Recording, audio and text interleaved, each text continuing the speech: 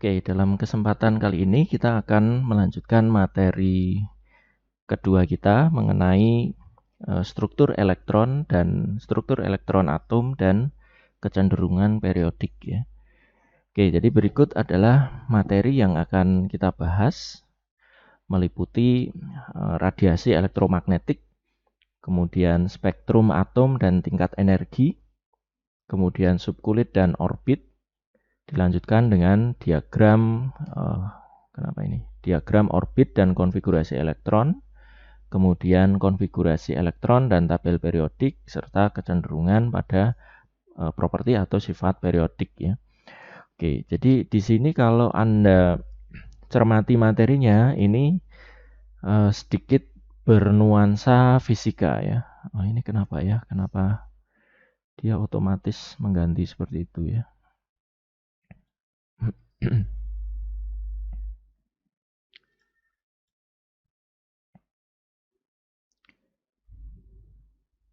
Oke, jadi ini kalau kita amati, ini beberapa materinya ini bernuansa fisika ya. Mungkin Anda masih ingat mengenai radiasi elektromagnetik ya, kemudian mengenai spektrum ya. Kemudian ya mungkin itu ya, ada istilah-istilah yang berkaitan dengan fisika. Oke, pertama sebelum kita mempelajari lebih jauh, kita perlu meninjau ulang mengenai istilah-istilah yang kita kenal di dalam materi gelombang ya. Di mana materi gelombang ini nanti juga akan Anda pelajari di mata kuliah fisika dasar ya, tetapi pada bab-bab terakhir yaitu bagian getaran dan gelombang ya. Oke, di sini kita memiliki 3 istilah ya yang biasanya kita kaitkan dengan materi gelombang ya, yaitu ada panjang gelombang ya, ada frekuensi, kemudian satunya adalah tentu kecepatan ya. Jadi ini sebetulnya sama seperti rumus jarak, kecepatan dan waktu ya, yang sudah Anda kenal sejak Anda menempuh pendidikan di sekolah dasar ya, yaitu biasanya dinyatakan dalam S sama dengan V kali T ya, di mana S adalah jarak, kemudian V adalah kecepatan ya, kemudian T adalah waktu tempuh ya. Oke, hal yang sama bisa kita gunakan untuk gelombang ya, tetapi kita mengubah sedikit ya, karena pada gelombang ini variabel yang kita pakai itu bukannya jarak ya, melainkan jarak ini kita ubah menjadi panjang gelombang ya, yang umumnya disimbolkan dengan simbol lambda ya. Oke, kemudian frekuensi ya disimbolkan dengan tanda V atau V ya, kadang-kadang disimbolkan dengan huruf nu ya, tetapi seringkali dengan V atau bisa juga dengan F ya. Tetapi ini saya mengacu terhadap buku literatur kita ya, referensi kita, di mana di sana disimbolkan sebagai V ya. Dalam beberapa literatur lain bisa disimbolkan sebagai F. Oke, kemudian kecepatan adalah C ya, di mana C ini adalah kecepatan cahaya karena kita sedang berbicara tentang radiasi ya. Radiasi tentu melibatkan cahaya ya. Jadi kita menggunakan kecepatan cahaya ya. Di mana Anda tahu bahwa kecepatan cahaya adalah sebesar 3 kali 10 pangkat 8 meter per detik ya. Oke, kembali ke atas sedikit ya. Panjang gelombang atau lambda ini kita definisikan sebagai jarak antara dua bukit terdekat ya, atau dua lembah terdekat ya. Jadi kalau di sini kita lihat ya, misalkan ini kita memiliki gelombang yang merambat seperti ini ya. Kita sebut sebagai gelombang longitudinal ya. Ada dua ya, ada gelombang yang merambat secara longitudinal dan secara transversal ya. Oke, jadi yang kita sebut sebagai panjang gelombang adalah jarak dari dua bukit terdekat ya. Jadi ini kita sebut bukit ya. Kemudian ini kita sebut sebagai lembah ya. Jadi panjang satu gelombang itu adalah panjang dua bukit terdekat ya, berarti dari sini ke sini, atau dua lembah terdekat, jadi dari sini atau ke sini ya. Oke, kemudian apa yang disebut sebagai frekuensi atau V ya? Frekuensi atau V adalah banyaknya bukit ya, bukit gelombang melalui satu titik dalam satu detik ya. Jadi kalau kita pasang di sini eh, titik ya, titik acuan atau titik pengamatan kita ya, maka kita bisa menyebut frekuensi satu gelombang itu adalah banyaknya bukit ya, banyaknya bukit ini gelombang radiasi cahaya ini yang melewati titik ini dalam satu detik ya. Atau kita bisa menuliskan frekuensi ini sebagai periode ya. Mungkin Anda masih ingat bahwa periode itu disimbolkan T ya, yang tentu nilainya adalah seper F ya atau seper V ya, dan satuannya adalah detik ya, detik atau sekon ya. Sedangkan frekuensi ini satuannya bisa kita sebut sebagai hertz ya, atau bisa kita sebut sebagai kalau dalam getaran ya getaran per satuan waktu ya. Oke, jadi kita akan mencoba membahas mengenai sedikit mengenai radiasi elektromagnetik ini ya, dalam kaitannya nanti dengan kimia ya, meskipun ini ada sedikit materi fisika ya. Oke, jadi tentu Anda sekalian juga sudah tahu ya, mungkin Anda masih ingat juga bahwa cahaya ya, sinar atau cahaya yang dipancarkan oleh sumber cahaya ini bisa dibelokkan oleh prisma ya. Jadi ketika cahaya ini masuk melalui prisma, dia bisa dibelokkan menjadi sebuah spektrum cahaya ya. Nah, spektrum cahaya itu apa? Spektrum cahaya adalah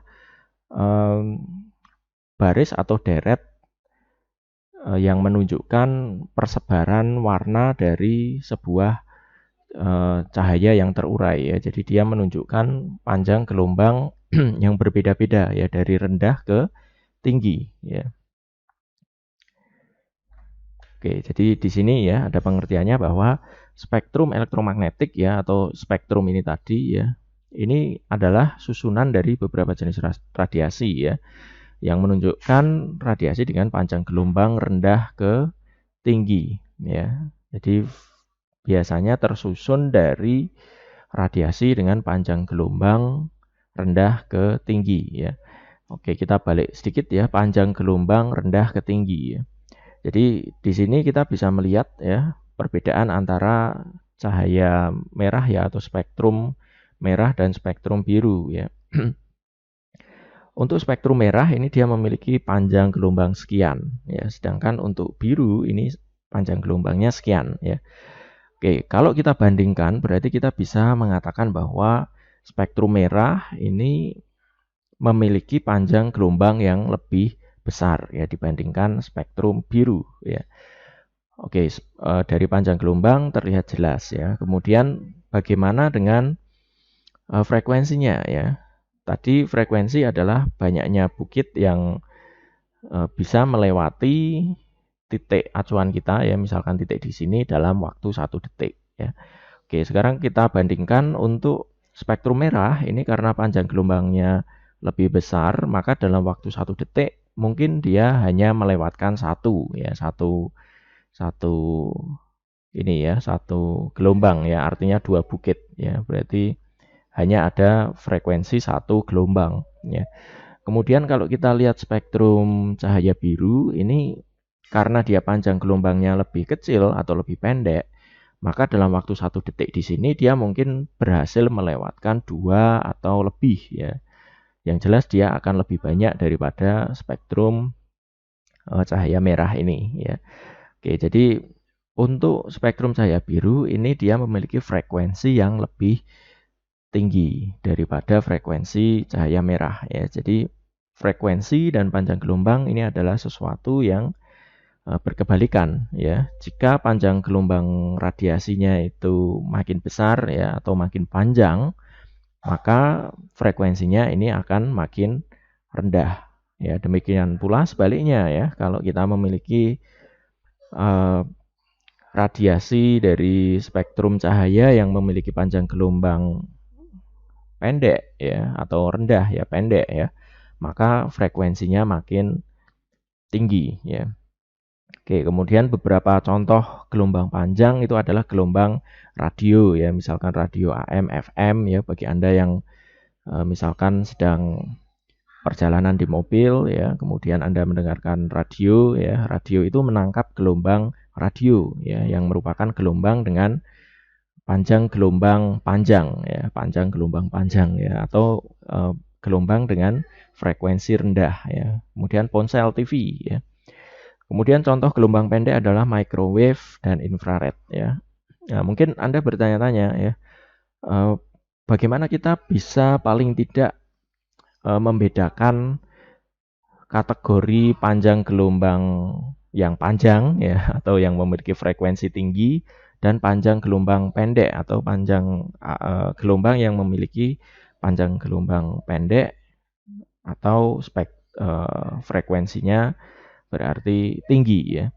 Nah, cara mengenalinya adalah untuk gelombang panjang ini umumnya tidak terlalu berbahaya. Ya, jadi kalau Anda mengaktifkan radio atau TV ya, Anda kan menonton radio atau TV ya, tentu tidak terlalu membahayakan ya. Memang ada riset ya, misalkan kita terlalu sering menonton TV jarak dekat ya, kemudian mendengarkan suara radio atau suara telepon terlalu sering ya, apalagi menggunakan headset, itu bisa merusak ya. Nah, tetapi sebetulnya tidak terlalu berbahaya ya, relatif tidak terlalu berbahaya jika dibandingkan dengan gelombang pendek ya.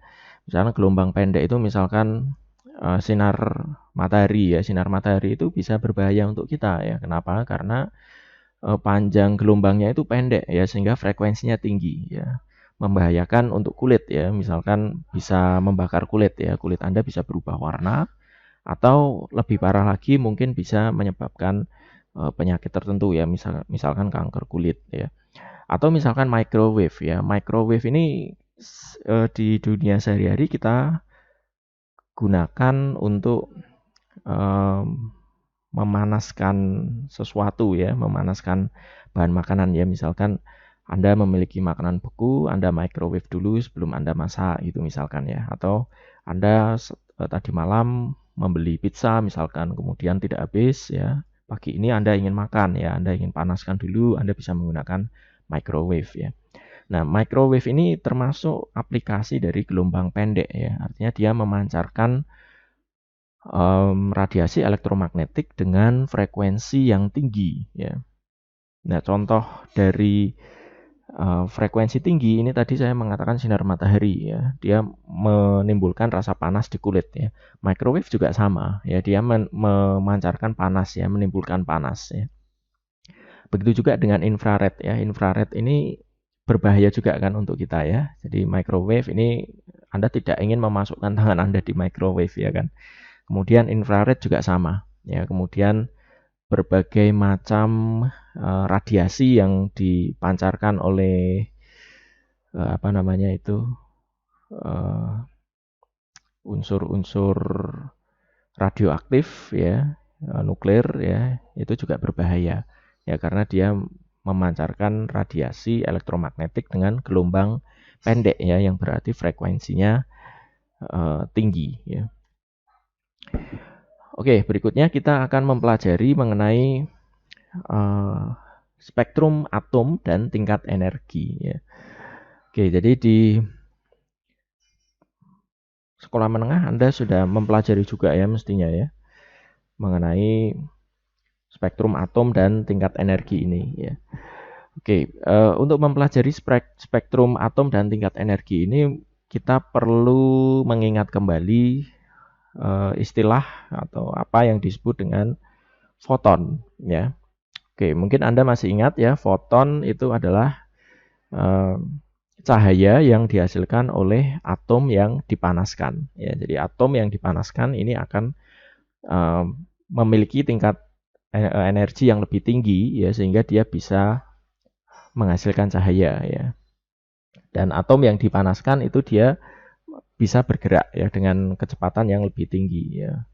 Oke, contoh atom yang dipanaskan itu misalkan sodium ya atau natrium. Ini kalau kita panaskan dia akan memancarkan warna pendar kuning ya.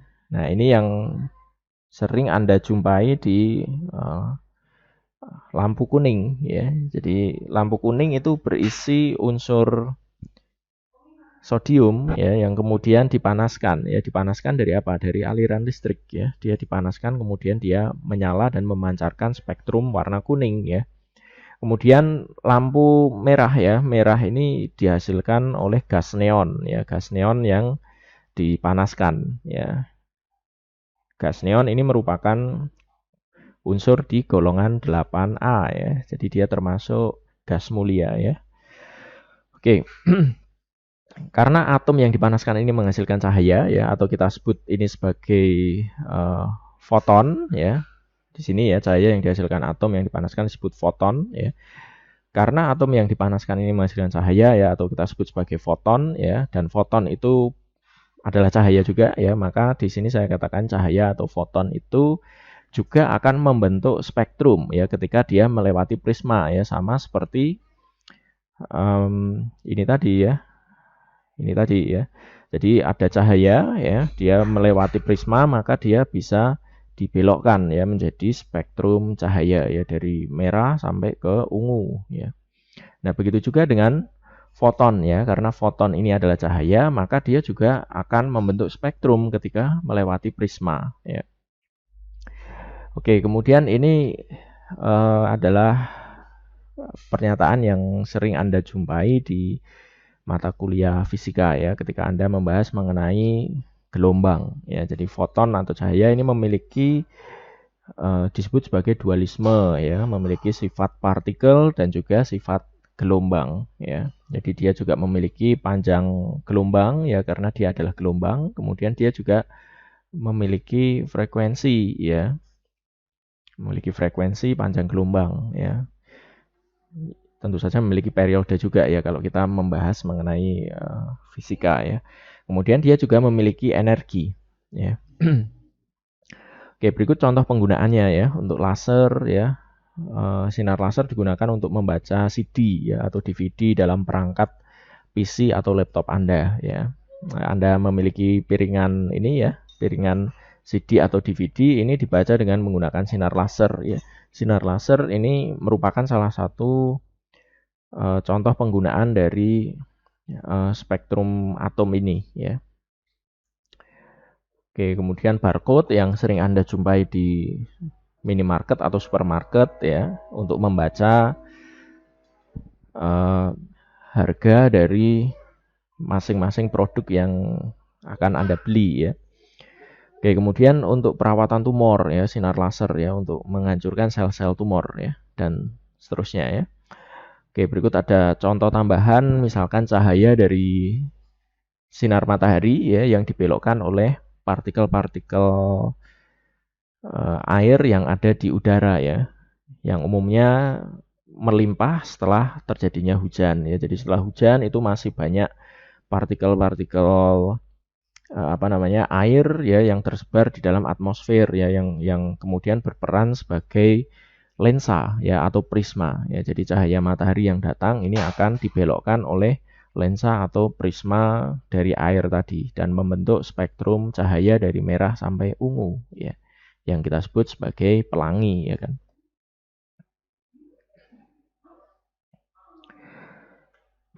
Oke, kemudian kita ingin meninjau ya. Kalau sebelumnya kita melihat bahwa cahaya dari matahari ya atau cahaya sinar lampu tadi yang melewati prisma itu dia dibelokkan menjadi spektrum cahaya yang lengkap ya dari merah sampai ungu tadi ya dan dia merupakan spektrum cahaya yang sifatnya kontinu ya. Jadi dia lanjut ya dari merah bergradasi ya berubah-ubah dari merah sampai ungu ya. Nah, bagaimana dengan spektrum yang dihasilkan oleh foton ya atau oleh atom yang dipanaskan tadi ya, atom yang dipanaskan menghasilkan cahaya atau foton tadi. Bagaimana dengan spektrum yang dihasilkan oleh foton ya. Nah, ternyata foton ini ketika dia melintasi prisma, dia juga dibelokkan ya. Tadi sudah dikatakan di depan ya, cahaya yang membentuk cahaya ya, foton cahaya yang dihasilkan oleh foton ini juga membentuk spektrum ya ketika melewati prisma ya. Nah, tetapi di sini ada perbedaan ya. Untuk cahaya yang dihasilkan oleh atom yang dipanaskan atau dari foton ini, ketika dia dilewatkan prisma, dia menghasilkan spektrum, tetapi dia spektrumnya agak lain. Ya, dia tidak sama dengan spektrum cahaya pada umumnya. Ya, spektrum cahaya yang ini tadi ya. Anda bisa melihat di sini cahayanya ini kontinu ya, spektrumnya ini kontinu dari merah sampai ungu ya, tetapi di sini kita memiliki spektrum yang discontinue ya, tidak kontinu ya. Sebagai contoh di sini kita memiliki atom strontium ya, kemudian dipanaskan sehingga dia menghasilkan foton ya. Kemudian foton ini kita lewatkan prisma dan dia diuraikan menjadi spektrum ya, dan kita tangkap di sini spektrumnya adalah spektrum biru ya. Kemudian di sini spektrum sesuai gambar ini ya, di sini ada spektrum jingga ya, oranye ya, kemudian spektrum merah di sini ya. Oke ya. Jadi atom strontium ini menghasilkan foton dengan spektrum 3 ini ya, biru, kemudian ini sesuai dengan ini ya. Ini adalah oranye ya, oranye atau jingga ya, kemudian merah ya. Begitu juga dengan atom barium ya. Barium ini kalau kita panaskan, maka foton yang dihasilkan itu juga menghasilkan spektrum ya, tetapi spektrumnya hanya menghasilkan 4 spektrum cahaya ya. Jadi dari biru ya, kemudian ini hijau ya. Ini tidak terlalu jelas ya, mungkin ini hijau ya atau agak ke sini hijau ya. Oke, kemudian oranye di sini ya, kemudian merah ya. Ini warnanya agak ya. Oke, nah di sini kita melihat perbedaan yang sangat mencolok ya antara spektrum yang dihasilkan oleh foton dan spektrum yang dihasilkan oleh cahaya secara umum ya. Oke, jadi untuk spektrum cahaya yang dihasilkan oleh foton ini dia discontinue ya, ditandai dengan adanya ruang hitam di sini ya. Jadi cahayanya hanya satu garis ya, dipisahkan oleh ruang kosong di sini ya, hitam ya. Jadi di sini tidak ada spektrumnya ya. Oke. Tadi cahaya menghasilkan spektrum tapi dia discontinue ya, kemudian dipisahkan warna hitam ya. Kemudian panjang gelombang yang dihasilkan spesifik untuk setiap unsur ya. Jadi di sini kalau kita perhatikan lagi ya, ini unsur strontium ya, dibelokkan menjadi spektrum ya, dia jatuhnya di sini, dan di situ ya, di sini ya. Untuk barium di sini ya. Nah, ini kalau kita tarik garis ya dari sini ya, ini jatuhnya di sini. Ini jatuhnya di sini ya. Ini artinya apa? Artinya setiap ini ya, atau dalam hal ini kita membandingkan antara strontium dan barium, ini mereka menghasilkan spektrum dengan frekuensi yang berbeda ya, atau panjang gelombang yang berbeda ya. Panjang gelombang berbeda tentu frekuensinya berbeda ya. Kita lihat di sini strontium itu adanya di sini ya, kemudian barium adanya di sini ya. Berarti mereka memiliki panjang gelombang yang berbeda ya. Jadi untuk setiap unsur jika dia dipanaskan dia akan menghasilkan foton dengan spektrum yang memiliki panjang gelombang yang berbeda-beda ya. Sehingga untuk masing-masing unsur dia juga menghasilkan panjang gelombang yang spesifik ya. Nah, sekarang apa gunanya kita tadi mempelajari mengenai foton ya, kemudian foton dilewatkan prisma menghasilkan spektrum yang berbeda-beda seperti ini ya. Gunanya adalah untuk mempelajari mengenai tingkat energi dari elektron ya. Tadi kita sudah mempelajari mengenai komposisi dari atom ya, di mana atom ini terdiri dari subpartikel ya, tiga subpartikel yaitu proton, neutron dan elektron ya. Nah, di antara ketiga partikel subatomik tersebut, proton, neutron, dan elektron, ini yang ada di inti dari atom adalah proton dan neutron ya, sedangkan elektron ini berada di luar inti atom ya.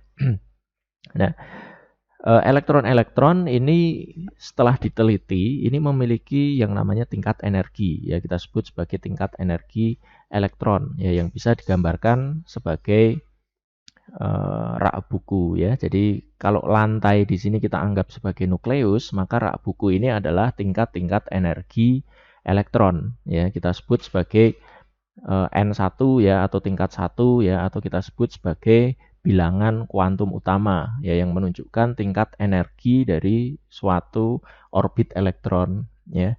Jadi di sini N1 kita sebut sebagai bilangan kuantum utama 1 ya, ini adalah tingkat energi elektron pertama ya. Kemudian N2, N3, N4 dan N5 ya.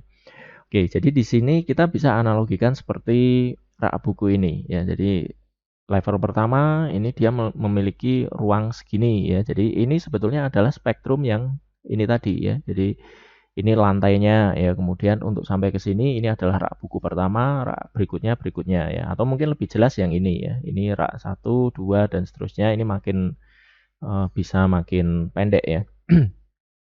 Oke, jadi di sini digambarkan bilangan kuantum rendah itu memiliki perbedaan tingkat energi yang cukup besar ya. Jadi antara 1 ke 2 ini perbedaan tingkat energinya besar ya. 2 ke 3 agak turun, 3 ke 4 lebih kecil lagi, kemudian 4 ke 5 jauh lebih kecil lagi ya.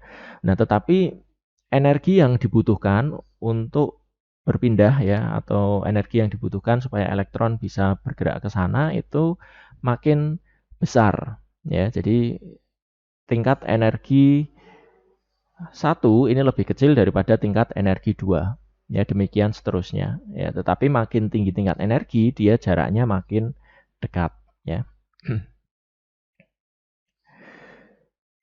Oke. Nah, karena tadi kita sudah mempelajari mengenai adanya tingkat energi pada masing-masing bilangan kuantum ya, maka kita juga bisa mempelajari mengenai mekanisme perpindahan elektron ya. Bagaimana elektron itu bisa berpindah-pindah tempat ya. Jadi tadi saya mengatakan bahwa partikel subatomik itu ada 3 ya. Jadi yang pertama itu adalah neutron ya. Kemudian yang kedua adalah proton ya. Ini saya arsir proton ya. Kemudian elektron di sini ya. Saya gambarkan begini ya. Oke, jadi elektron ini memiliki jarak dari inti atom ya. Ini misalkan bilangan kuantum utama pertama ya, atau mungkin lebih mudah saya katakan bilangan kuantum ya. Ini bilangan kuantum pertama, ini kedua ya. Nah, elektron itu bisa berpindah dari bilangan kuantum 1 ke 2 atau 2 ke 1 ya, atau 1 ke loncat ke 3 misalkan ya. Atau dari 3 ke 1 demikian seterusnya ya. Nah, bagaimana elektron ini bisa berpindah-pindah bilangan kuantum ya, atau tingkat energi ya. Elektron itu bisa berpindah dari bilangan kuantum 1 ke bilangan kuantum lainnya ya, atau berpindah tingkat energi itu kalau ada energi yang diserap atau energi yang dipancarkan ya. Jadi kalau sebuah atom itu elektronnya menyerap energi ya, maka elektron tadi menjadi bertambah energinya ya, karena dia menyerap energi ya. Nah, karena energi dari elektron tadi bertambah, maka dia memiliki energi yang cukup atau kekuatan yang cukup untuk berpindah naik ya. Misalkan saya punya elektron di bilangan kuantum 1, kemudian saya tambahkan energi ya. Energi dalam hal ini adalah panas ya, kita panaskan ya. Karena dia mendapatkan energi, dia akan melihat ya apakah energinya ini cukup untuk berpindah ke bilangan kuantum yang ada di atasnya ya. Jika cukup, maka dia bisa pindah ke sana ya. Atau kalau dia memiliki energi yang sangat banyak, dia bisa pindah ke kuantum yang lebih tinggi ya. Oke, jadi elektron itu bisa berpindah naik ke tingkat energi yang lebih tinggi, ke bilangan kuantum yang lebih tinggi jika dia menyerap energi ya. Dan sebaliknya, kalau elektron ini melepaskan energi atau memancarkan energi, dia bisa berpindah turun. Ya, karena apa? Karena energi elektron ini sekarang menjadi lebih kecil, ya. Nah, energi elektron yang lebih kecil ini tentu dia akan pindah ke dalam tanda kutip kamar, ya, kamar yang sesuai dengan tingkat energinya, yaitu tingkat energi yang lebih rendah, ya. Jadi kalau kita analogikan dengan rak buku ini, ya, misalkan rak buku pertama ini berisi tentang buku-buku kuliah Anda di semester 1, ya. Jadi Anda taruh di sini, ya. Istilahnya adalah ilmu yang paling basic, ya. Kemudian naik semester 2, ya. Di sini buku-bukunya tentu sudah jauh lebih tinggi, ya. Artinya energi yang Anda gunakan untuk belajar memahaminya juga lebih besar karena lebih sulit, ya kan. Begitu seterusnya naik-naik, ya. Jadi ini adalah analogi kita untuk memahami mengenai tingkat energi elektron di dalam atom, ya, pada masing-masing bilangan kuantum, ya.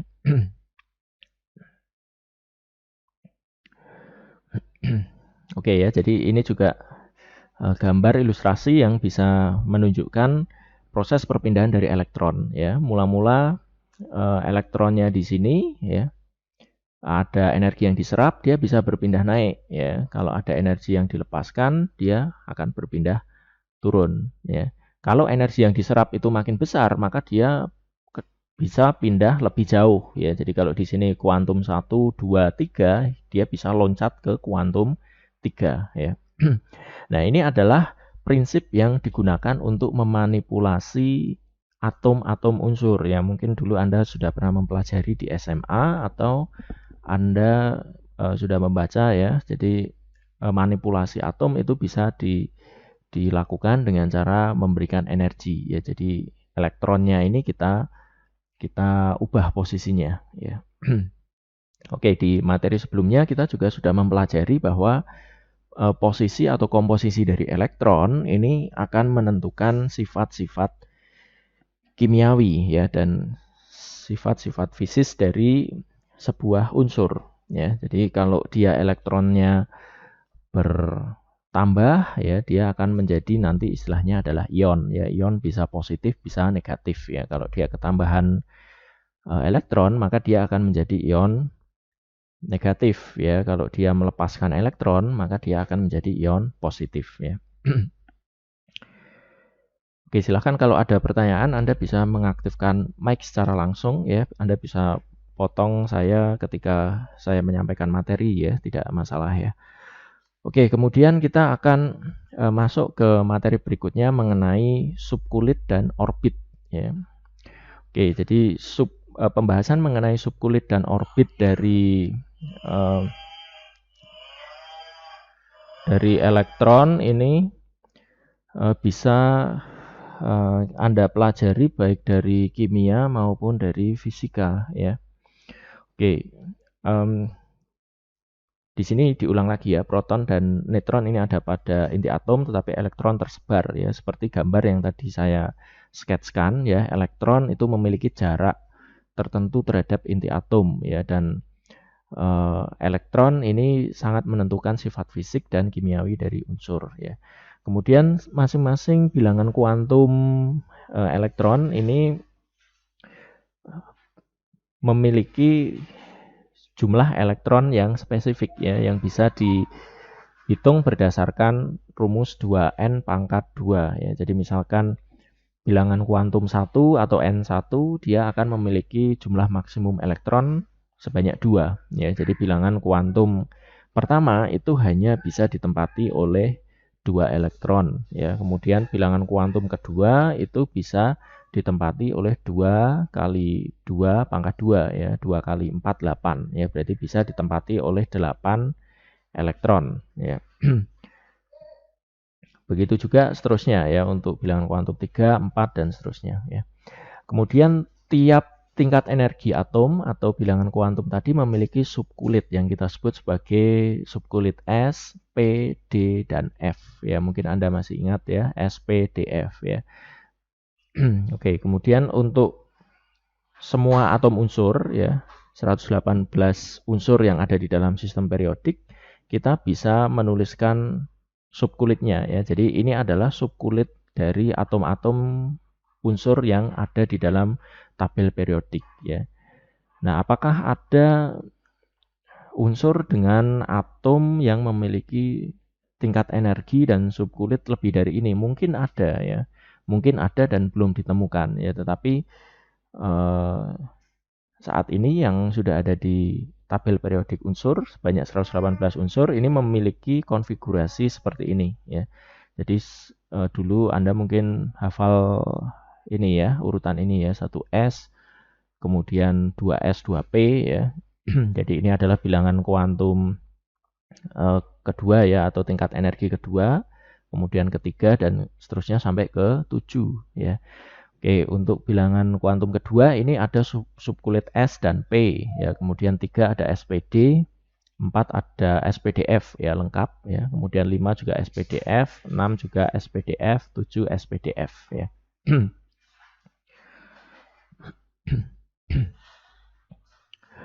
Oke, berikut adalah ilustrasi dari subkulit pada masing-masing tingkat energi ya, atau energi level ya. Untuk tingkat energi pertama tadi kita hanya memiliki satu subkulit, yaitu subkulit S ya. Sedangkan pada tingkat energi 2 kita memiliki dua subkulit, yaitu S dan P ya. Oke, kemudian di sini digambarkan menggunakan kotak-kotak ya. Kotak-kotak ini nanti bisa kita isi dengan elektron ya. Yang umumnya satu kotak ini kita isi dengan dua ya. Jadi ini kita isi dua, ini kita isi, bisa kita isi dua, ini dua ya. Masing-masing kotak ini bisa kita isi dua ya. Nah, untuk kuantum pertama tadi maksimum diisi oleh 2n kuadrat ya. N-nya adalah 1, berarti maksimum diisi 2. Kemudian untuk bilangan kuantum kedua atau tingkat energi 2 ini bisa diisi oleh 2 kali 2 pangkat 2, bisa diisi oleh 8 ya. Di sini ada 4 kotak ya. Jika masing-masing kotak diisi 2 elektron, maka dia total bisa diisi oleh 8 elektron ya. Nah, sekarang bagaimana dengan orbit dari elektron di dalam atom ya. Orbit dari elektron di dalam atom ini tidak bisa kita tentukan, atau posisi dari elektron di dalam suatu atom itu tidak bisa kita tentukan secara pasti ya. Jadi tidak ada cara untuk menentukan secara pasti, misalkan ini atom ya, elektronnya di sini, kemudian kita tahu ya elektronnya di sana ya.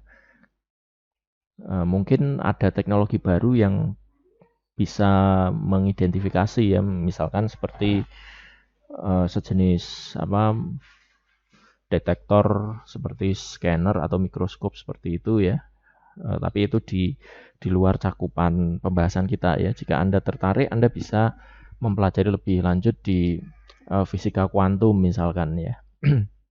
Oke, jadi di sini tidak ada cara pasti untuk menentukan lokasi elektron ya pada atom ya. Jadi kita hanya bisa menentukan keberadaannya secara probabilistik ya, atau secara kemungkinan ya. Jadi kalau kita memiliki sebuah atom dengan inti atom berisi proton dan elektron sejumlah proton dan neutron sejumlah tertentu, kemudian ada sejumlah elektron di sana, kita hanya bisa menentukan secara probabilistik atau kemungkinan ya. Kemungkinan elektron ini ada di sini ya, dengan tingkat energi yang sesuai ya.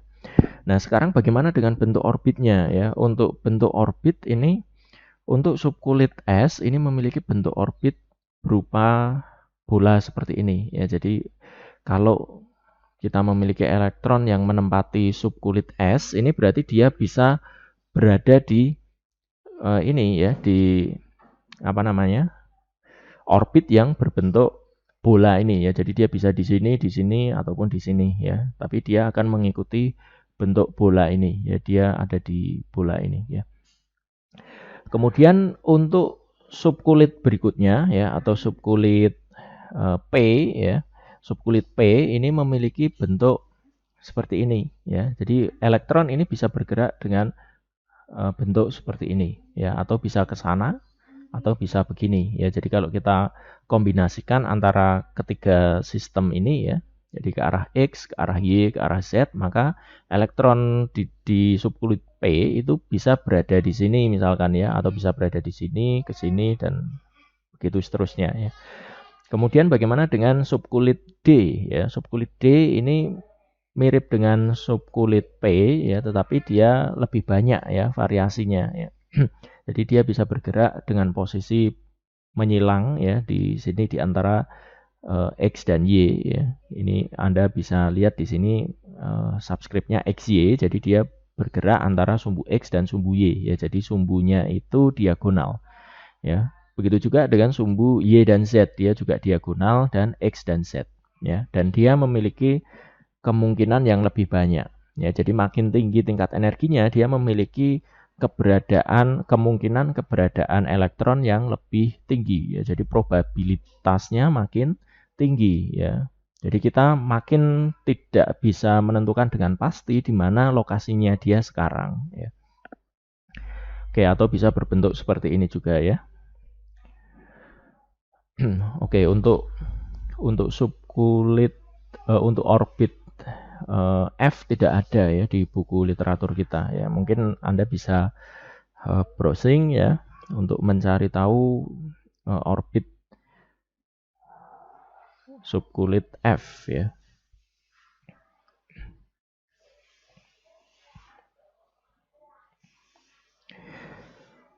Oke, selanjutnya kapasitas orbit dan rotasi elektron ya. Jadi tadi saya sudah mengatakan bahwa masing-masing orbit itu bisa ditempati oleh dua elektron ya. Jadi di slide sebelumnya itu kita menggambarkan dengan tanda persegi atau kotak tadi ya. Jadi masing-masing kotak itu bisa diisi oleh dua elektron ya. Kemudian elektron itu berotasi terhadap porosnya dan dia memancarkan medan magnet ya. Jadi elektron ini berotasi seperti ini dan memancarkan medan magnet ya. Kemudian jumlah elektron yang mampu di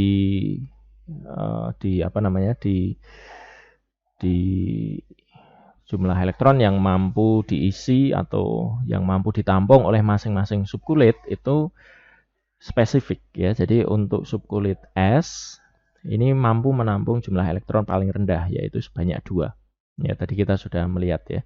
Kemudian untuk subkulit P ini 6, subkulit D 10, subkulit F 14 ya. Coba saya kembali ke ilustrasi gambar tadi ini ya. Oke, jadi S ini hanya mampu ditempati oleh 2 elektron ya. Jadi masing-masing kotak ini 2 ya. Jadi S ini 2 elektron, kemudian subkulit P ini ada 3 kotak, berarti dia maksimum ditempati oleh 6 elektron. Ya, kemudian D ini ada 1, 2, 3, 4, 5 ya. Ada 5 kotak, berarti dia maksimum bisa ditempati oleh 10 elektron ya. Begitu juga dengan F, di sini ada 1, 2, 3 ya, ada 7 kotak ya, berarti dia mampu ditempati oleh 14 elektron.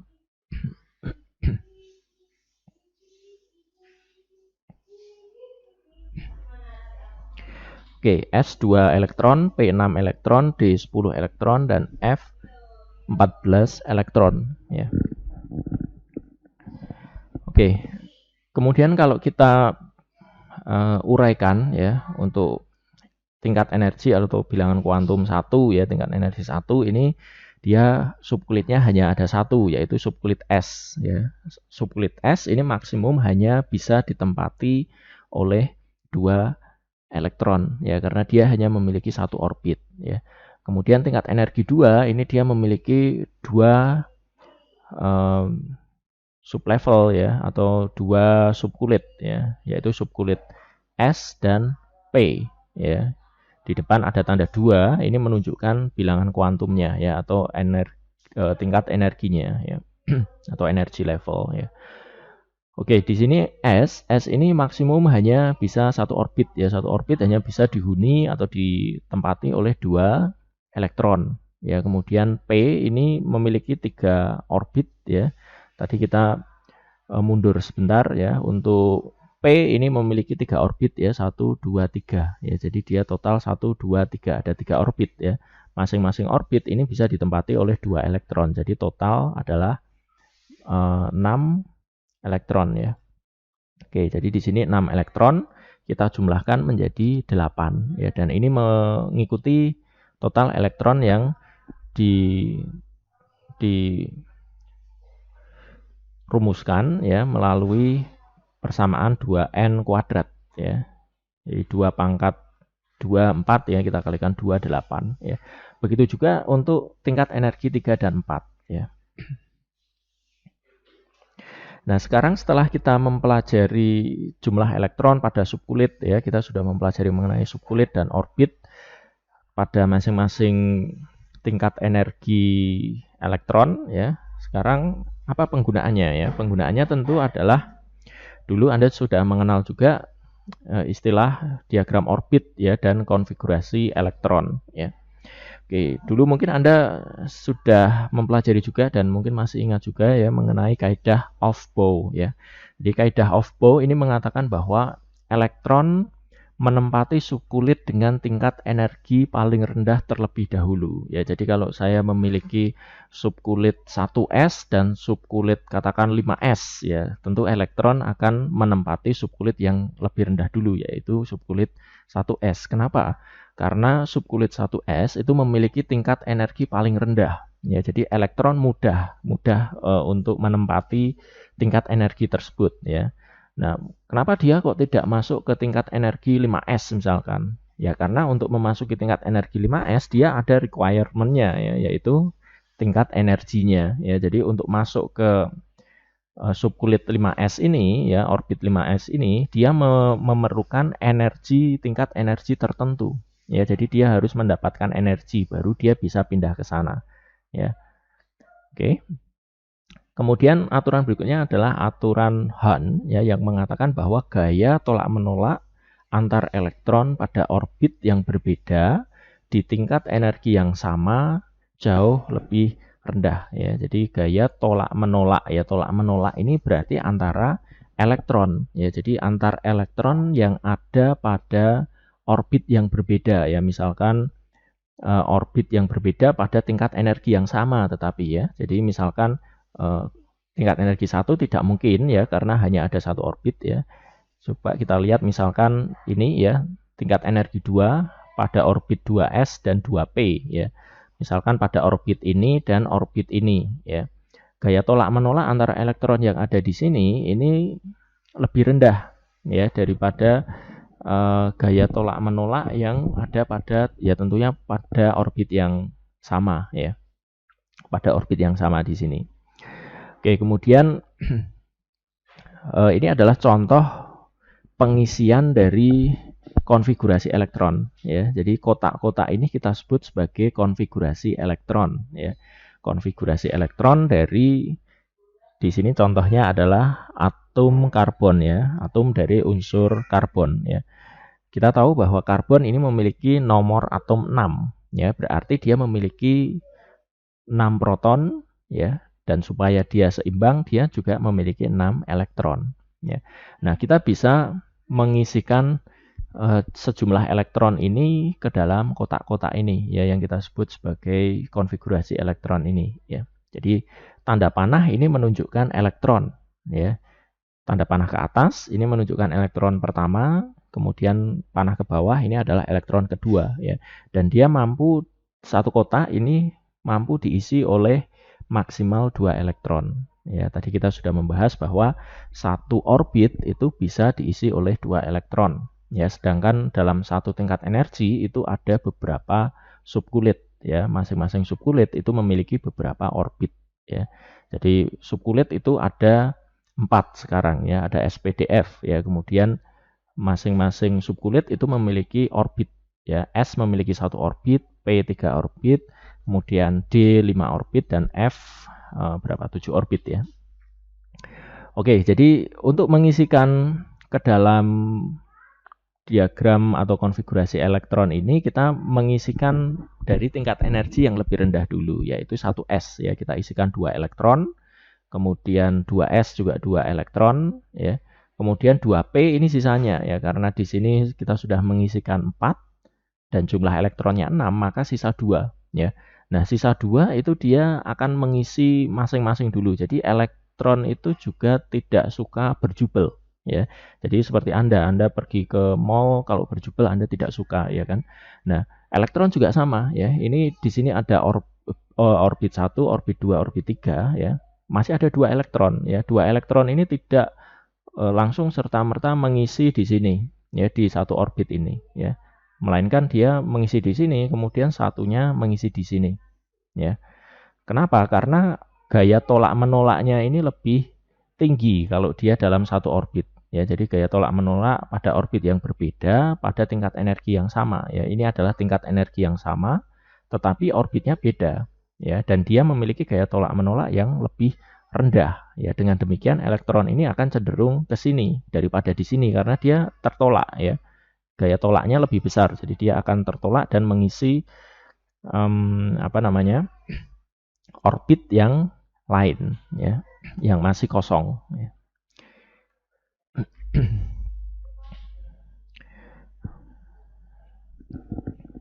Oke, kemudian selain ini, ya, konfigurasi elektron yang bisa kita tuliskan seperti ini, kita juga bisa menuliskan konfigurasi elektron dalam bentuk seperti ini, ya, dalam bentuk numerik, ya. Kalau ini dalam bentuk diagram, ya.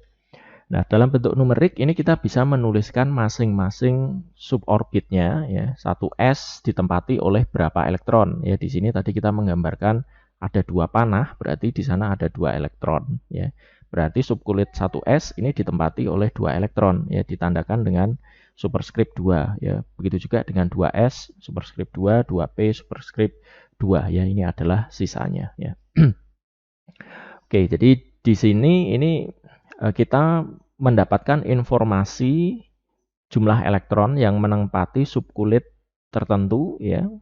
Jumlah elektron yang menempati tingkat energi tertentu, ya. Jadi tingkat energi di 1s ini ditempati 2 elektron, tingkat energi di 2s ditempati 2 elektron, 2p juga 2 elektron, ya, di mana 2s dan 2p ini memiliki tingkat energi yang sama, ya, karena dia sama-sama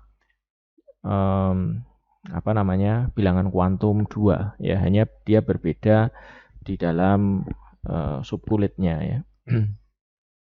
yang tentunya sedikit berbeda, ya, tapi kita memiliki kategori bilangan kuantum yang sama di sini, ya, sama-sama 2. Oke, kemudian di sini adalah beberapa contoh pengisian konfigurasi elektron dan diagram orbit, ya. Diagram orbit yang kita gambarkan secara visual dan konfigurasi elektron yang kita tuliskan secara numerik, ya. Misalkan untuk hidrogen, ya, hidrogen ini memiliki nomor atom 1, berarti elektronnya juga berjumlah 1. Dengan demikian dia hanya mempunyai satu subkulit, ya, yaitu subkulit 1s dan diisi oleh 1 elektron, ya. Kita bisa gambarkan menggunakan diagram seperti ini atau menggunakan konfigurasi elektron seperti ini. Kemudian helium. Helium ini termasuk gas mulia, ya, noble gases, ya. Jadi dia ini memiliki nomor atom 2 dan bisa kita gambarkan diagram orbitnya seperti ini, ya. Kemudian konfigurasi elektron adalah 1s2, ya. Oke, di pertemuan pertama kemarin saya mengatakan bahwa unsur-unsur gas mulia itu adalah unsur-unsur yang sangat stabil, ya, dalam artian dia ditemukan secara berdiri sendiri, ya, di alam, ya, tidak tidak berinteraksi menjadi suatu senyawa dengan unsur lain, ya. Kenapa dia tidak berinteraksi dengan tidak berinteraksi dengan unsur lain dan membentuk senyawa secara alamiah? Karena dia sudah sangat stabil, ya. Kemarin saya sudah mengatakan dia sangat stabil, ya. Nah, sangat stabilnya dari mana? Dari elektronnya ini, ya. Dia hanya ada satu subkulit dan dia sudah terisi penuh, ya. Jadi dia sangat stabil, ya. Dia tidak perlu tambahan elektron lagi, ya. Berbeda dengan H misalkan, ya. H ini dia masih ada satu ruang, ya. Masih ada satu ruang kosong. Jadi dia bisa diisi elektron lagi, ya, untuk membuat dia menjadi stabil, ya. Oke. Contoh lain misalkan litium, ya. Litium ini nomor atomnya 3, berarti dia mampu mengisi sampai subkulit 2s tetapi masih menyisakan satu ruang untuk satu elektron, ya. Nah, di dalam penulisan konfigurasi elektron itu kita bisa menuliskan secara singkat ya berdasarkan konfigurasi elektron dari atom-atom gas mulia. Ya, jadi misalkan litium ya, litium ini nomor atomnya 3. Nomor atom 3 ini dekat dengan gas mulia dengan nomor atom 2 yaitu helium ya. Di mana helium memiliki konfigurasi elektron 1s2. Ya, jadi kita bisa menuliskan konfigurasi elektron dari litium itu adalah 1s2 2s1 ya. Atau kita bisa singkat 1s2-nya ini sebagai helium ya, sehingga kita tuliskan helium 2s1 ya, yang berarti dia adalah atom konfigurasi elektron dari atom litium ya, dengan menyingkat dengan atom terdekatnya yaitu helium ya. Nah, di sini kita mempunyai atom-atom untuk unsur dari nomor atom 3 sampai 10 ya, di mana sampai 9 ya sebetulnya ya. Sampai 9 ya, di mana ini dekat dengan atom helium ya. Jadi kita bisa menyatakan ini dalam notasi helium ya. Kemudian ke atom 10 ini sebetulnya dia juga merupakan golongan gas mulia ya, gas neon ya. Neon ini memiliki unsur yang konfigurasi elektron yang stabil juga ya, karena di sini dia memiliki subkulit 1s, kemudian 2s dan 3 subkulit di 2p ya, 3 orbit ya, 3 orbit pada subkulit 2p ya. Dan semua orbit ini sudah terisi penuh ya, yang berarti dia juga sangat stabil ya, sama seperti helium ya. Oke, jadi neon ini dia juga termasuk ke dalam gas mulia ya, jadi dia stabil untuk berdiri sendiri karena elektronnya sudah terisi penuh ya. Oke, kemudian ini contoh untuk penamaan beberapa unsur yang nomor atomnya dekat dengan nomor atom neon ya. Dari 11 sampai 17 ya, ini bisa kita simpulkan sebagai atom konfigurasi elektron dari atom neon ya. Kemudian nomor atom 18 itu adalah argon ya. Argon ini dia komplit sampai 3p ya. Jadi kalau neon tadi sampai 2p ya. Kalau argon ini dia sampai 3p ya. Jadi argon ini juga termasuk gas mulia ya. Karena di sini konfigurasi elektronnya dia penuh ya, terisi penuh. Oke, untuk konfigurasi elektron kira-kira seperti itu ya. Kenapa gas mulia kita sebut sebagai gas mulia ya. Unsur-unsur pada golongan 8A kenapa kita sebut sebagai gas mulia? Karena dia sangat stabil ya. Kenapa stabil? Karena konfigurasi elektronnya sudah terisi penuh ya pada semua subkulit pada tingkat energi yang dia punya ya. Nah, sekarang bagaimana konfigurasi elektron kalau kita kaitkan dengan tabel periodik ya. Nah, ternyata tabel periodik ini juga bisa kita gunakan untuk mengidentifikasi konfigurasi elektron dari unsur-unsur yang kita pelajari ya. Oke, jadi ini adalah tabel periodik unsur ya. Kemudian kita bisa pisahkan tabel periodik unsur ini menjadi blok-blok ya. Jadi di sini ini kita bisa katakan ini adalah blok S ya. Artinya elektron atau konfigurasi elektron pada unsur-unsur di blok ini itu ada berakhir pada subkulit S ya. Dan ini sesuai dengan periode ya. Jadi periode 1 ya dia 1S, periode 2 2S, 3 3S dan seterusnya sampai periode 7 dia terisi sampai subkulit 7S ya. Kemudian di sini kita sebut sebagai blok D ya. Blok D ini berarti elektronnya itu mengisi sampai subkulit D ya. Periode 3 berarti sampai subkulit 3D ya. Kemudian 4D, 5D, 6D. Ya, maaf ini periodenya agak drop 1 ya. Jadi di sini periode 4 drop 1 menjadi 3D. periode 5 4D, periode 6 5D, ya, periode 7 6D, ya. Oke, kemudian blok di sisi kanan ini kita sebut sebagai blok P karena dia berakhir pada P, ya, kecuali di sini ada helium, ya, karena helium ini nomor atomnya 2, berarti dia ada 2 elektron, ya, dan dia ikut S, ya. Karena subkulit S maksimum ditempati oleh 2 elektron, ya, helium memiliki 2 elektron, ya. Jadi helium di sini pengecualian, ya. Nah, pertanyaannya kenapa helium tidak dituliskan di sini kalau begitu, ya? Kenapa dituliskan di sini? Ya, jawabannya adalah di pertemuan kita yang pertama, ya, karena helium ini merupakan gas mulia, ya. Jadi dia memiliki kesamaan sifat dengan unsur-unsur yang ada di sini, ya, di mana mereka sangat stabil. Jadi helium ditempatkan di sini, ya. Oke, jadi ini kita sebut sebagai blok P, ya, di mana konfigurasi elektronnya akan menempati orbit dari subkulit P, ya. Kemudian unsur-unsur aktinida dan lantanida, ya, ini masuk ke dalam kategori F, ya, blok F, ya, yaitu 4F dan 5F, ya.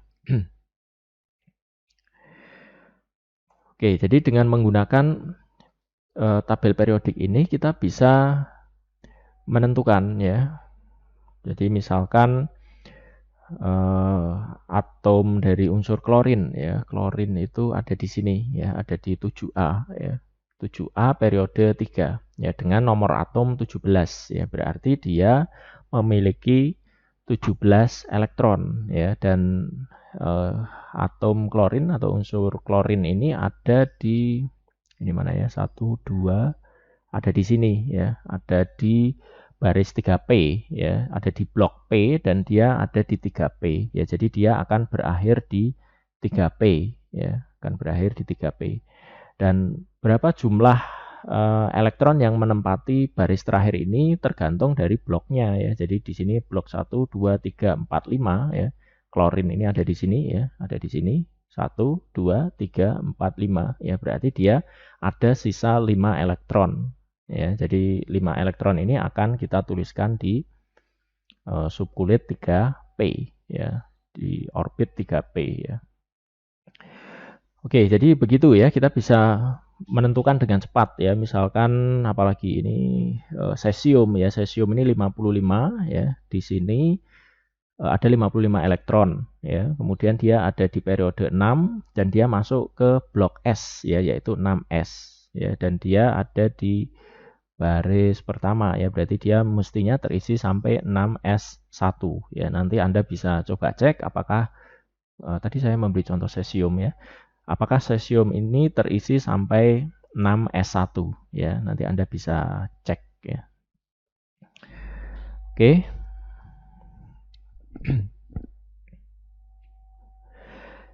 Nah, ini ada beberapa pengecualian atau catatan, ya. Jadi kalau kita mengacu kepada prinsip tingkat energi, tadi kita mengatakan bahwa tingkat energi yang lebih rendah itu diisi terlebih dahulu oleh elektron, ya. Baru dia bisa mengisi tingkat energi yang lebih tinggi, ya. Nah, tetapi ada beberapa kasus, ya, ini tingkat energi yang lebih tinggi itu justru terisi lebih dahulu daripada tingkat energi yang lebih rendah, ya. Kenapa? Karena subkulit pada tingkat energi tertentu itu memiliki tingkat energi yang lebih rendah, ya, dibandingkan dibandingkan subkulit yang lebih rendah pada tingkat energi yang lebih tinggi, ya. Agak membingungkan, ya. Oke, jadi untuk memahami misalkan seperti ini, ya, pada periode 4, ya. Periode 4 berarti ini, ya. Periode 4 itu subkulit 4S, ya, berarti dia tingkat energi atau bilangan kuantum 4, ya. Tapi subkulit S, ya. Ini terisi lebih dahulu daripada subkulit 3D, ya, padahal dia bilangan kuantum 3 dan dia tetapi subkulitnya dia lebih tinggi, ya, SPDF, ya, dia lebih tinggi 2, ya. Jadi probabilitasnya dia lebih tinggi, ya. Jadi subkulit 4S ini dia terisi lebih dahulu justru dibandingkan subkulit 3D, ya. Nah, ini sebetulnya mungkin bisa dijelaskan dari mana ya tadi ya? Bisa dijelaskan dari penulisan konfigurasi elektron ya. Mana tadi ya? Sebentar. Inikah?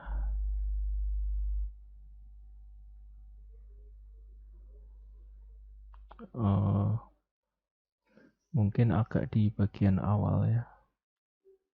Ini ya. Nah, ini oh ini tapi tidak tidak urut ya. Oke, tidak apa-apa ya. Jadi Anda bisa melihat yang ini mungkin. Nah, ini ya. Seperti ini ya. Oke, kita kembali ke mana tadi? Ini ya. Oke, jadi beberapa subkulit itu terisi lebih dahulu dibandingkan subkulit pada tingkat energi yang lebih tinggi ya. Pada periode 4 misalkan 4S terisi lebih dulu daripada 3D. Ya, kemudian periode 5S ini terisi lebih dulu dari 4D. Periode 6S lebih dulu dari 5D ya. Oke, hal ini karena itu tadi yang sudah saya jelaskan ya. Tingkat energinya itu relatif lebih rendah ya. Jadi 4S ini relatif lebih rendah dibandingkan 3D meskipun bilangan kuantumnya lebih tinggi ya.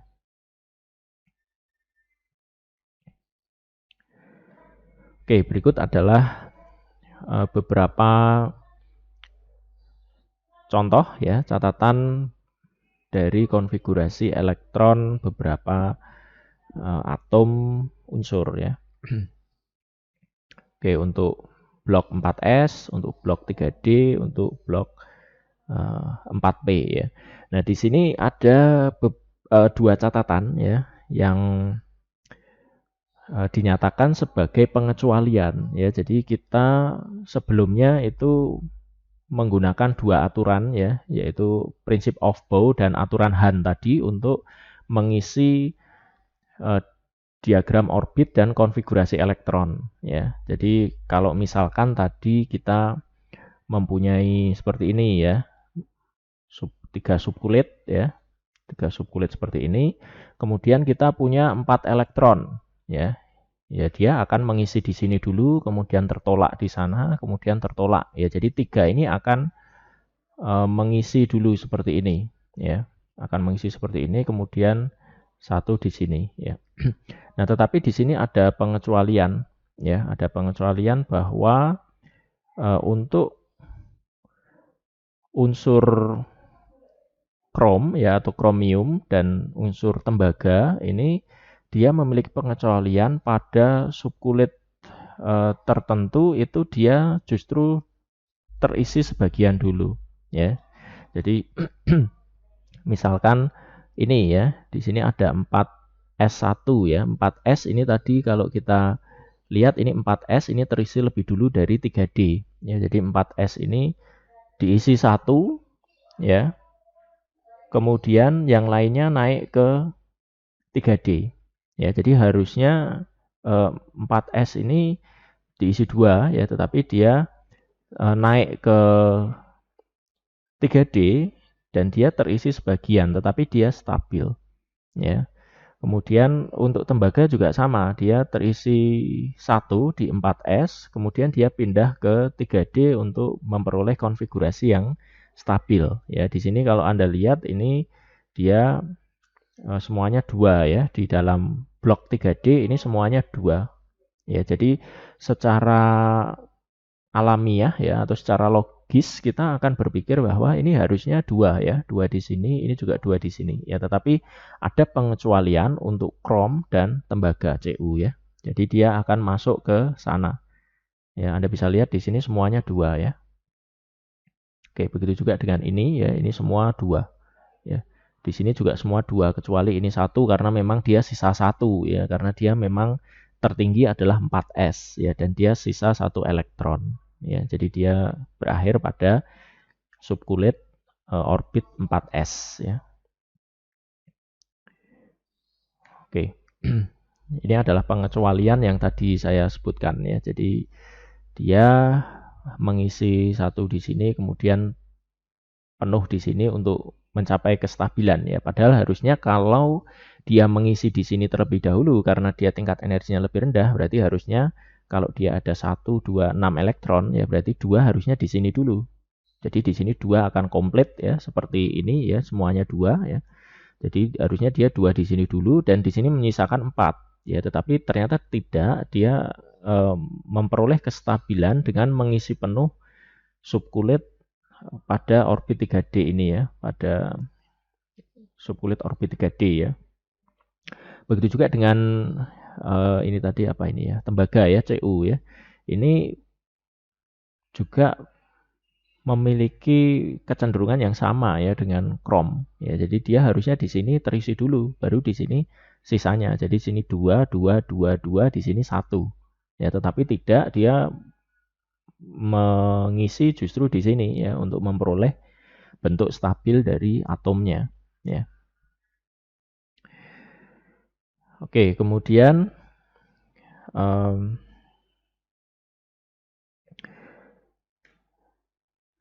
bagaimana dengan kecenderungan dari tabel periodik ya. Setelah kita melihat tadi apa namanya?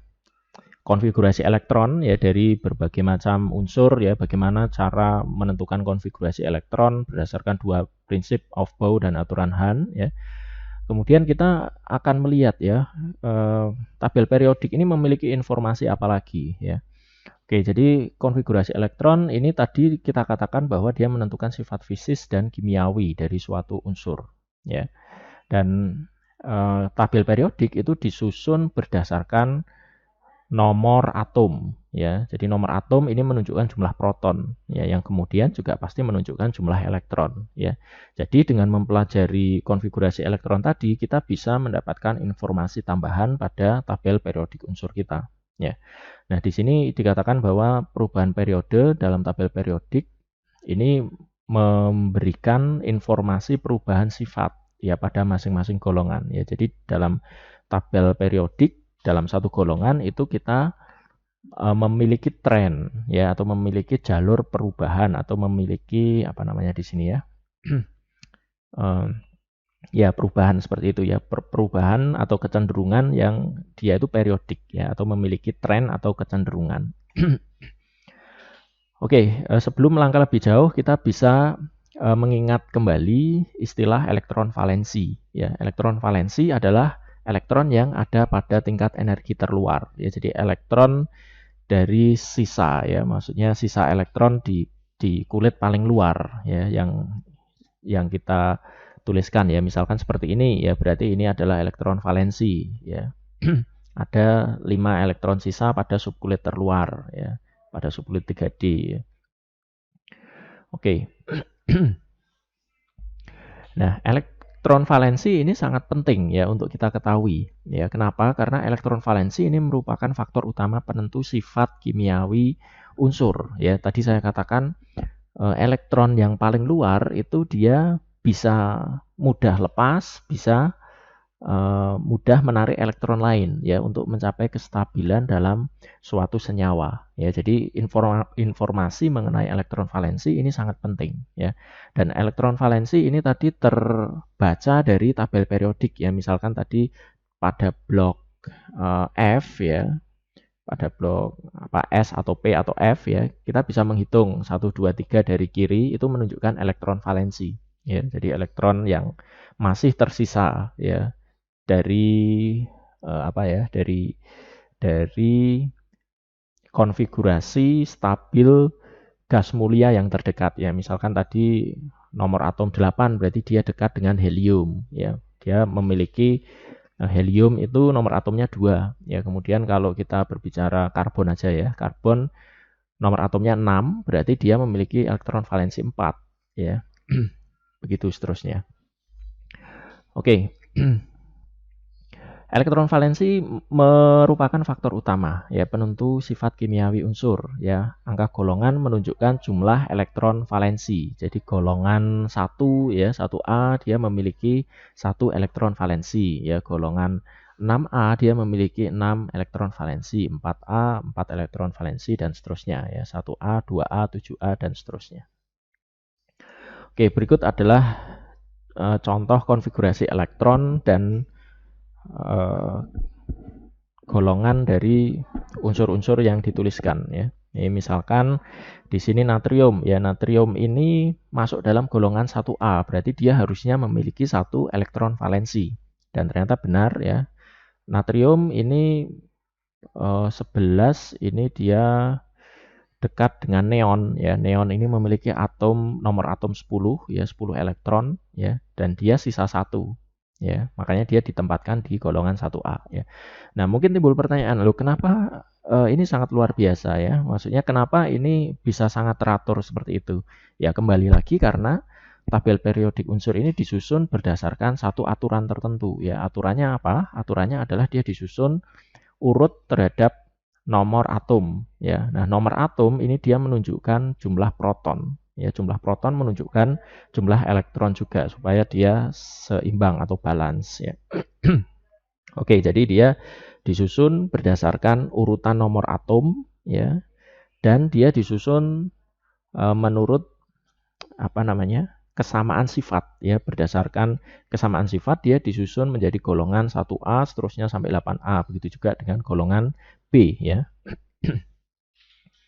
Oke, nah dengan demikian bisa kita simpulkan ya bahwa segala sesuatu yang ada di alam ini memiliki kecenderungan ya. Jadi ketika Anda melakukan riset ya, nanti misalkan kalau dalam dunia teknik sipil ya berarti riset material ya yang berhubungan dengan kimia ya, material atau kemunduran material, kerusakan material ya. Misalkan beton dia bergradasi ya, spalling dia seperti retak yang kemudian lepas dari ikatan beton yang lain ya, kita sebut sebagai spalling ya.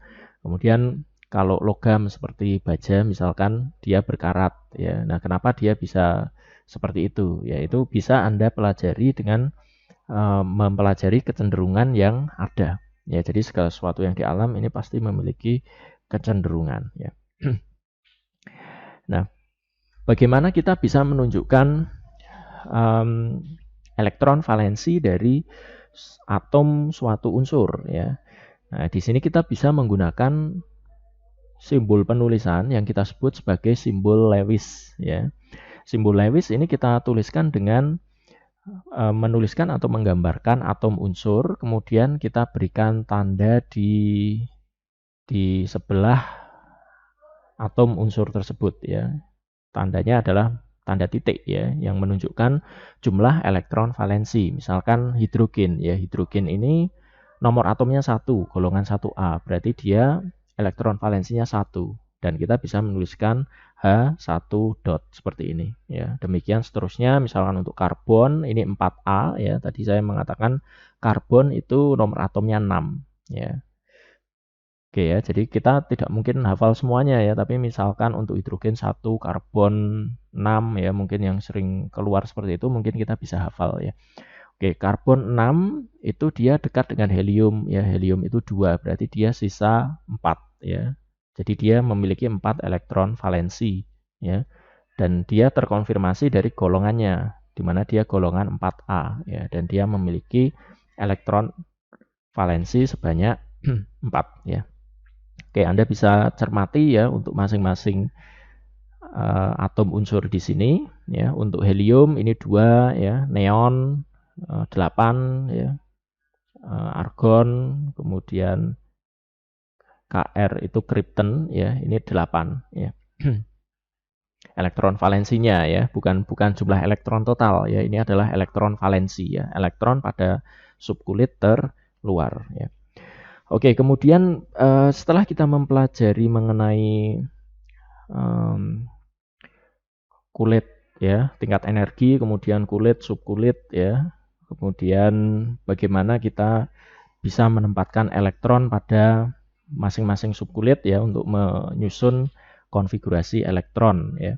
Nah, sekarang kita juga bisa menentukan ukuran atom ya. Ukuran atom itu di ditentukan oleh elektron valensinya ya. Ingat, elektron valensi itu adalah elektron pada subkulit terluar ya. Jadi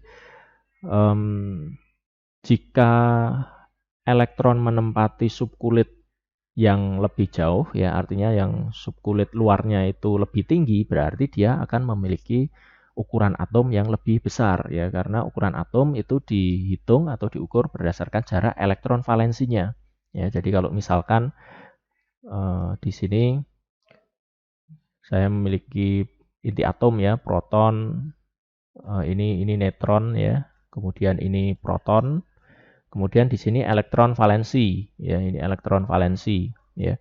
Nah, ukuran dari atom itu ditentukan oleh jarak paling jauh ini ya, misalkan saya sebut R ya, jarak R ini ya. Jadi jarak paling jauh ini menunjukkan ukuran atom dari suatu unsur ya.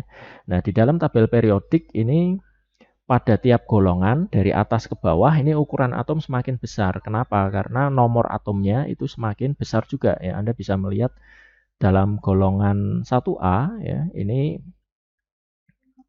tentu nomor atomnya makin ke bawah makin besar ya. Karena nomor atomnya makin besar berarti jumlah elektronnya juga makin banyak ya, karena jumlah elektron sesuai dengan jumlah proton.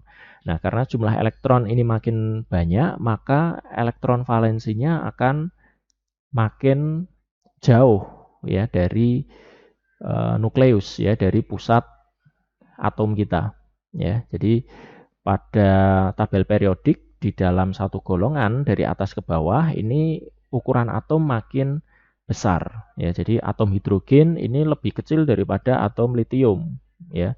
Atom cesium ini lebih besar daripada atom sodium atau natrium ya. Jadi makin ke bawah makin besar. Jadi di sini Fr itu kalau tidak salah fransium ya. Fransium ini memiliki ukuran atom yang paling besar di antara golongan 1A ya, golongan logam alkali ya.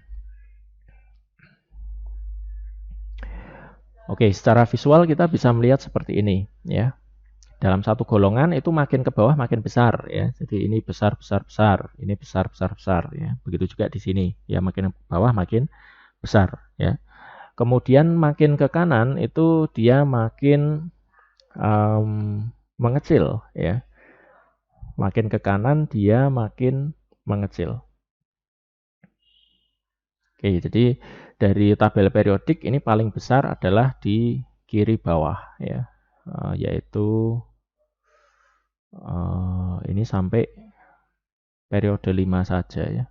Periode 5 Rb ya, betul ya. Rb rubidium ya. Oke. Kemudian kita juga bisa memperoleh informasi mengenai energi ionisasi ya. Terlebih dahulu kita perlu mengetahui apa itu energi ionisasi ya.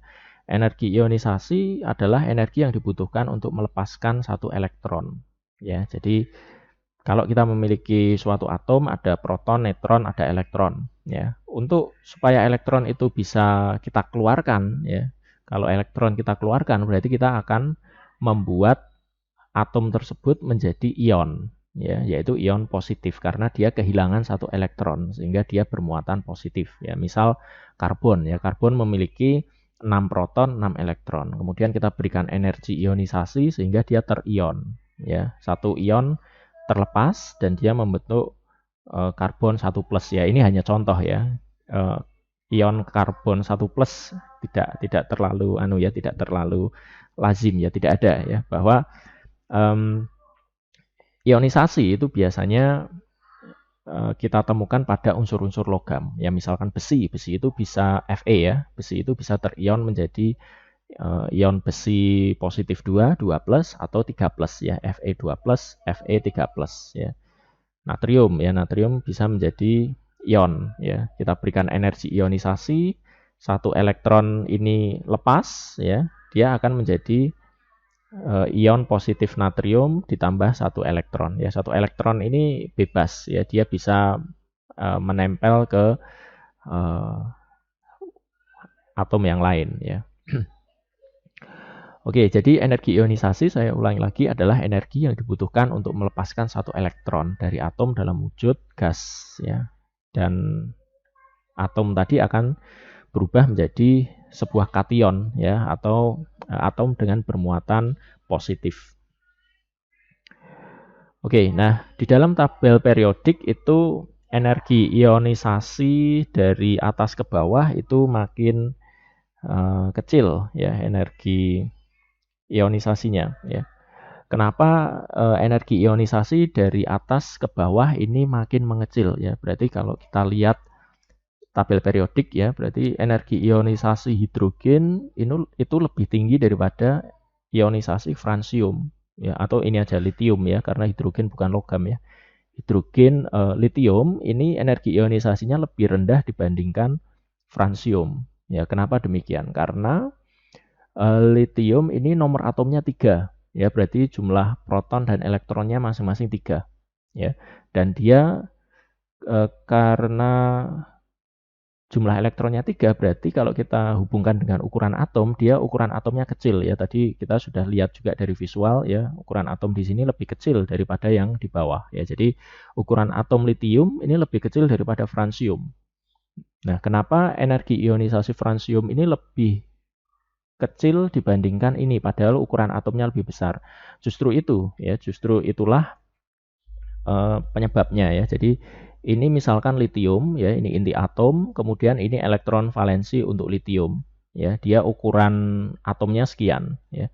Kemudian ini adalah atom fransium ya, ini adalah pusat ya, nukleus ya. Kemudian ini elektron valensi dari fransium ya, dia memiliki ukuran atom yang lebih besar ya. Nah, kenapa yang ini energi ionisasinya lebih kecil ya? Karena untuk melepaskan elektron valensi di sini dia hanya butuh energi kecil ya. Ini kita berikan energi kecil, dia sudah bisa lepas ini. Kenapa bisa seperti itu? Karena tarik menarik antara elektron dan nukleus ini ya, di mana nukleus ini bermuatan positif karena ada proton, di sini negatif ya, dia elektron ya. Nah, dia tarik menarik, tetapi dia jaraknya jauh, sehingga energi yang kita butuhkan itu relatif lebih kecil dibandingkan ini ya, karena dia dekat ya, sehingga tarik menariknya itu sangat kuat ya. Oke, jadi itu alasan kenapa dalam satu golongan dari atas ke bawah energi ionisasinya makin turun ya. Kemudian bagaimana dengan sifat logam ya? Sifat logam ini tadi saya mengatakan logam itu mudah terionisasi ya. Jadi untuk sifat logam itu dari satu golongan ya, dari atas ke bawah itu dia makin bersifat logam ya. Makin bersifat logam itu berarti dia mudah terionisasi ya. Kenapa dia mudah terionisasi? Karena ukuran atomnya dia besar ya. Jadi energi yang perlu diberikan untuk mengionkan atom tersebut sangat kecil energinya ya, atau sangat mudah berarti ya. Jadi dari atas ke bawah ini dia sifat atomnya atau karakter sebagai bukan sifat atomnya, sifat logamnya atau karakter logamnya itu makin berasa ya, makin tinggi ya, makin logam sekali ya. Kemudian dari kiri ke kanan ini makin mengecil ya. Karena apa? Karena makin ke kanan kita kemarin juga sudah mempelajari ya, ini merupakan transisi ya dari unsur logam ke non logam ya. Saya tadi mengatakan logam itu sangat mudah terionisasi ya. Di sini non logam ya. Jadi non logam dia tidak mudah terionisasi ya. Jadi dari kiri ke kanan ini makin menurun. Dengan demikian unsur dengan sifat paling logam adalah unsur yang paling di sini, yaitu tadi unsur fransium ya. Oke, berikut adalah summary ya, tabel summary atau ringkasan perbedaan atau sifat periodik ya yang bisa kita pelajari dari tabel periodik unsur ya, mengenai elektron valensi ya, dari atas ke bawah dalam satu grup tetap sama karena dia dalam satu grup 1A misalkan, dari atas ke bawah elektron valensinya ya tetap satu semua ya. Kemudian dari kiri ke kanan ya dia akan naik ya karena nomor atomnya naik ya. Kemudian ukuran atom tadi saya katakan paling bawah dalam satu golongan itu makin besar, ya. Energi ionisasi juga mengikuti, ya, berarti kalau atomnya makin besar, energi ionisasinya makin kecil, ya. Jadi dalam satu golongan dari atas ke bawah energi ionisasinya makin kecil, ya, yang menunjukkan sifat logamnya, ya. Dalam satu golongan makin ke bawah dia makin bersifat logam, ya. Dalam periode makin ke kiri dia makin bersifat logam, ya. Oke, berikut adalah catatan komprehensif, ya, dari buku literatur kita, ya, sebagai review, ya. Kita tadi sudah mempelajari mengenai spektrum atom dan tingkat energi, ya, kemudian subkulit dan orbit, ya, kemudian diagram orbit dan konfigurasi elektron, kemudian konfigurasi elektron dan hubungannya dengan tabel periodik unsur, ya. Ternyata kita bisa melihat konfigurasi elektron dari tabel periodik unsur di sini, ya. Oke, kemudian kita juga sudah mempelajari mengenai kecenderungan sifat-sifat dalam tabel periodik unsur, ya. Oke, mungkin sampai di sini ada pertanyaan. Masih ada waktu 7 menit sampai jadwal kuliah kita habis, ya. Ada pertanyaan?